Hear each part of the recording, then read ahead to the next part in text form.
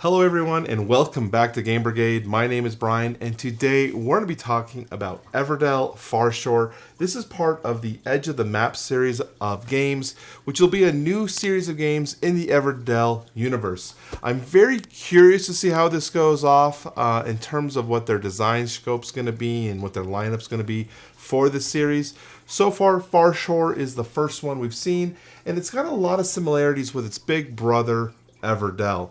I want to talk a little bit about Farshore, talk about the things I liked or some of the things I didn't like, and maybe have a little bit of a discussion about whether I would see myself keeping Everdell or evolving to maybe say Farshore being a collection piece. And I also want to ask you guys in the comment section down below what your opinions are for that. So please stay tuned to the end of the video where we're going to talk about with that discussion because I would really appreciate your guys' feedback. So with that, let's talk Farshore.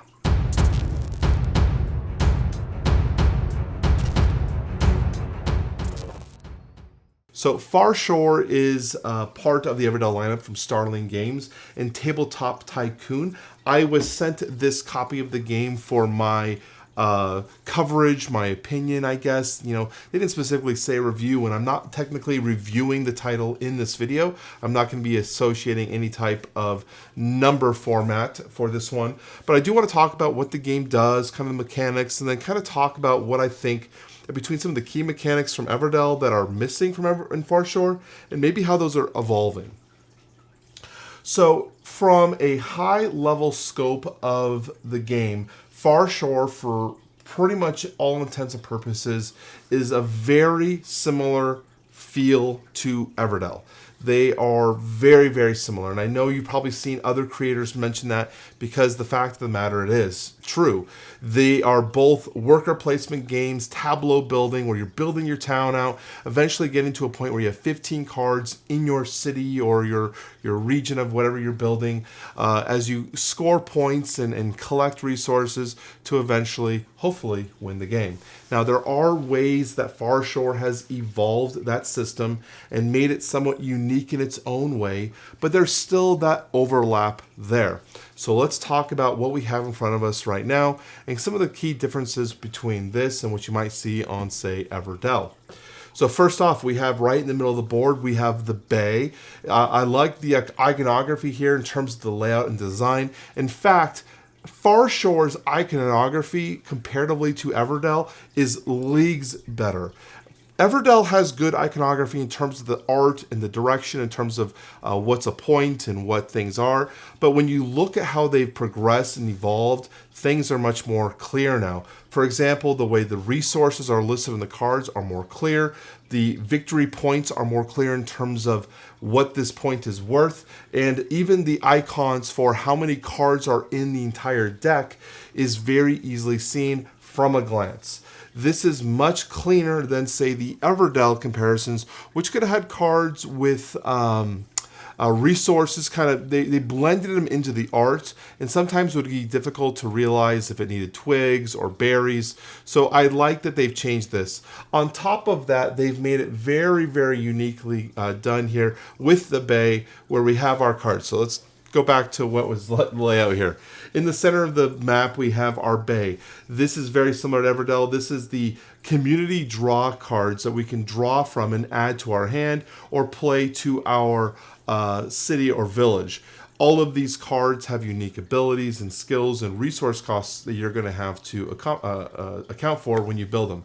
The unique thing about this game, though, is that if there's any duplicates in this one, I don't know if I can quickly find a duplicate by just scrolling through here, but if there was a duplicate card, they would instead go on top of a card that's already on the tableau, which gives a little bit more ability and variety for people to keep picking cards, especially if they're very good cards, and it keeps things flowing. So instead of gumming up the tableau with having a bunch of the same cards, it allows you to have that variety. They also offer a little bit more capabilities in terms of drawing cards if you wish to draw cards. For example, the lookout ability here says discard any number of cards from your hand. So I could discard, say, one card from my hand. And then says draw to your hand limit from the deck or bay. your hand limit is 8 cards. So if I only have 1 card in my hand, I could discard it to draw 8 cards, which gets you a full-fledged hand to play with. So I like that Farshore is a little bit more approachable for players to get through the game, to get the components or the pieces that might be needed for their combos to work. Up here we have the same sort of resource worker locations. I like the iconography here in terms of how many footprints represents how many potential players can go to that spot. If it's a single footprint, that means only 1 worker can be placed there unless an ability says otherwise. And if there's multiple footprints, that means multiple workers could go there. For example, we could send 2 of our workers to those locations to fill those slots.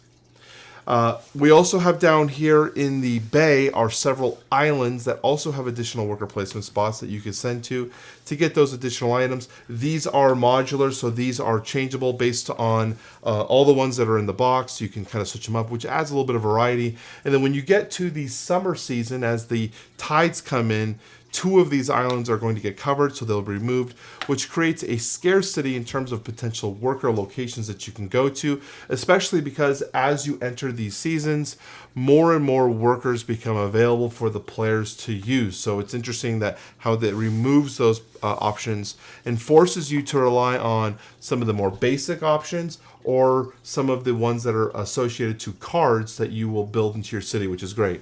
And another distinctive change from Everdell to Farshore are those cards that are able to be placed in your city that have worker placement locations.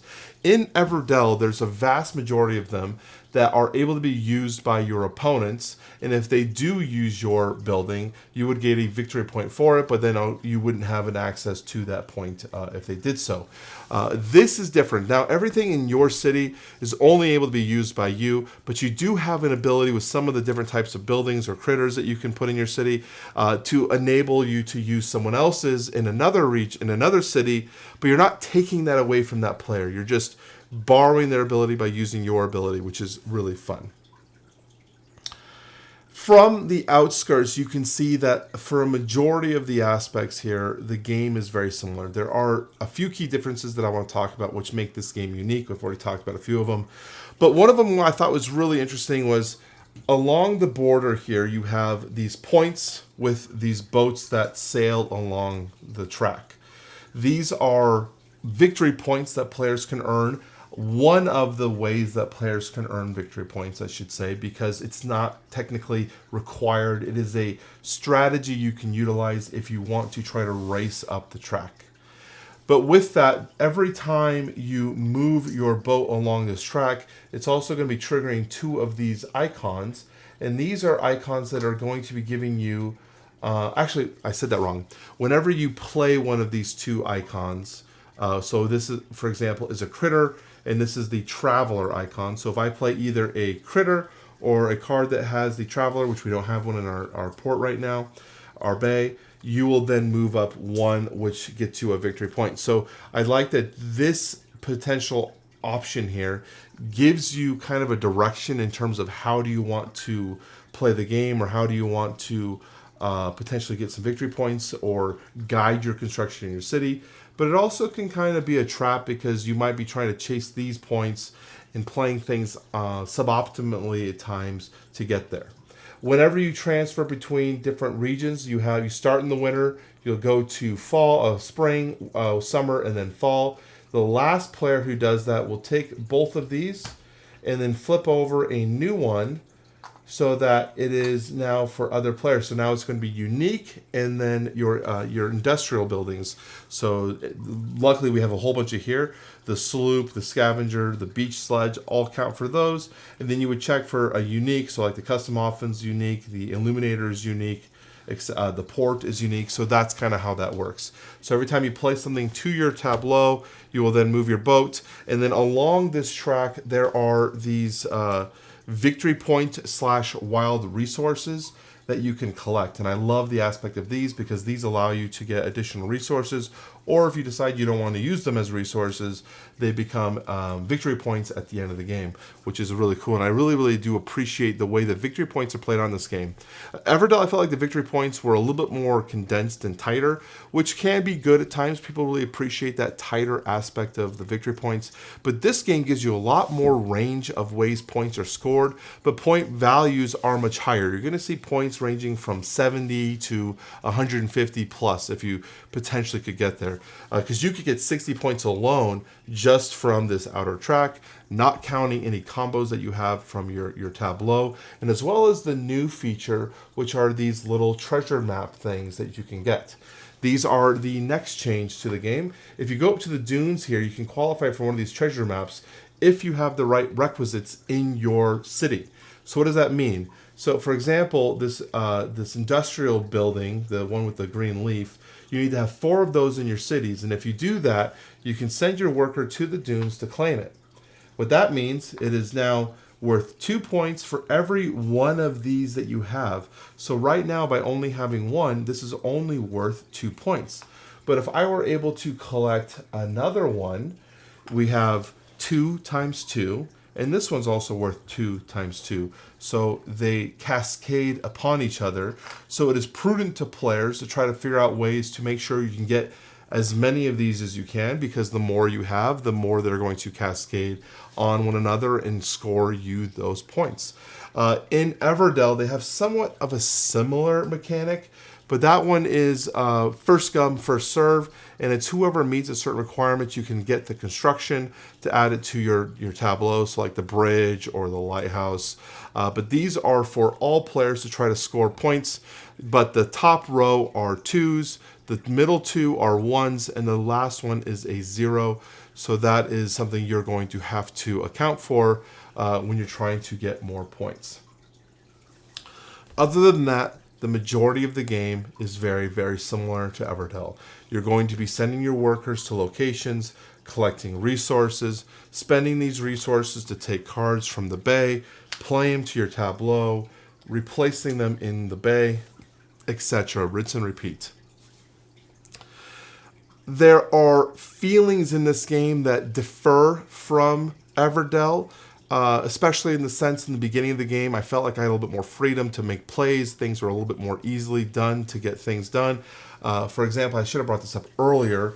One of the key things that's new to this game are the anchors. Now, they have a very similar mechanic in Everdell, but the anchor allows you to upgrade a building to get something for free if there's something that if you have a matching link. Now, that's kind of hard to explain. Everdell has a similar system. So let's say I had an inn in Everdell. If I had an innkeeper, I could place a token on the inn and play the innkeeper for free because they are linked. They're part of the same combo. And I love the thematics of that. Farshore has a more simplified variant of that, where you could do a, let's say this common critter that's green. I could build this and get this green common construction. So I could just, for free, place this on here to get the scavenger, the common critter that I have, and now I've got the beach sledge. It allows you to get going with your engine much faster, especially with some of these industrial buildings for the first spring age.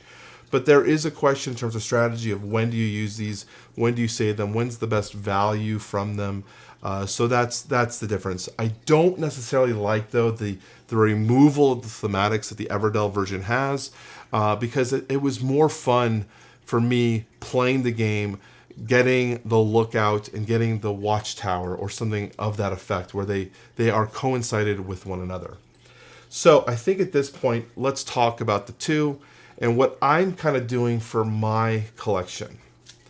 So first off, Everdell, as you can see, I have the complete collection. I backed this on Kickstarter, but I haven't played this in a while because once I ordered the Everdell complete collection, I sold my copy of Everdell because I was like, no reason having the base copy when I will eventually get this.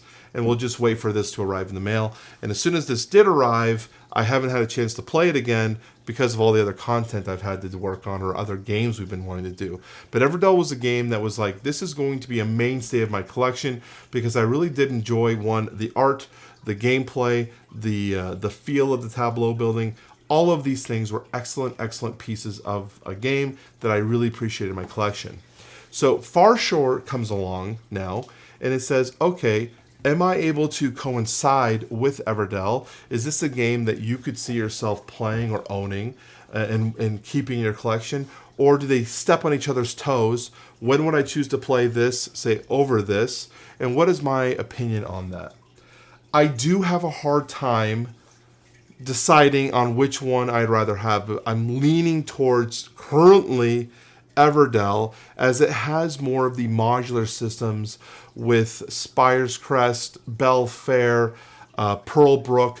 There's so many of the modular expansions currently that Everdell offers that gives the variety in terms of the gameplay, adds in some of the things that maybe Farshore enhances on, because there are things that Everdell has problems with but are fixed by the expansions.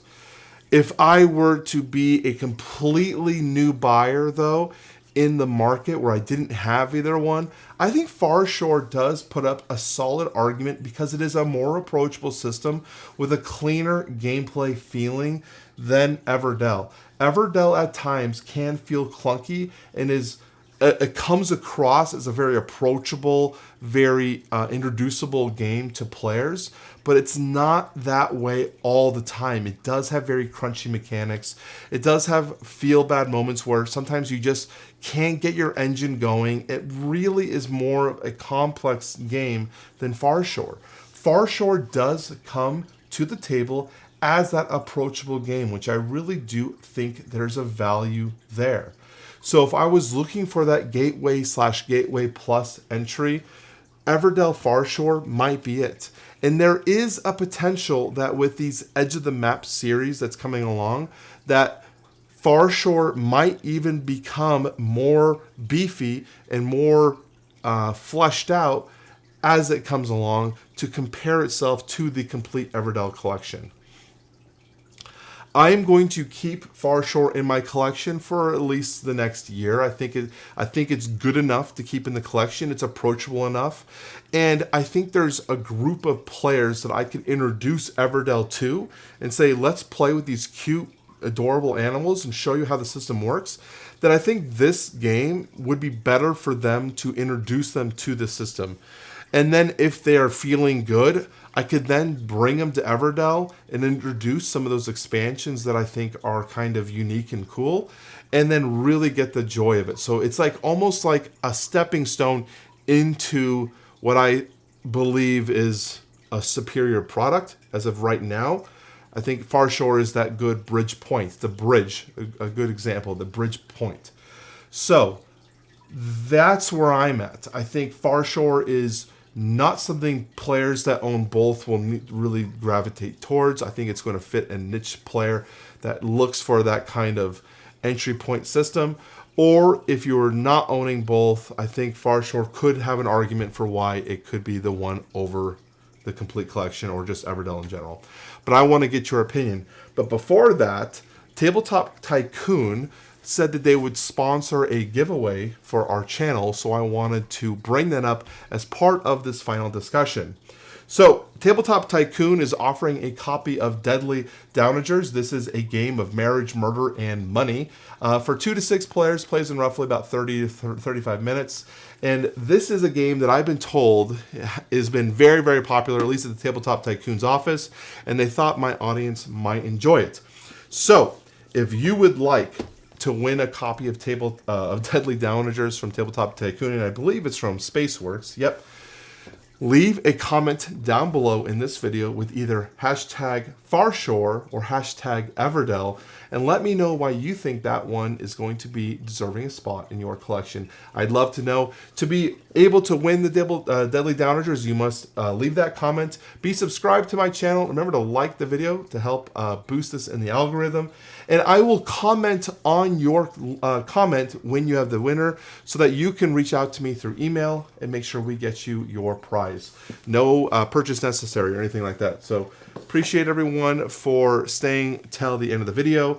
Again, I think both games can be fit into a collection, but I think it's going to be a different collection. I think it's a unique slot, and I think Farshore, I want to see more from it. So that's it. My name is Brian. Thank you for watching till the end. I appreciate it. I will talk to you very soon. Bye-bye.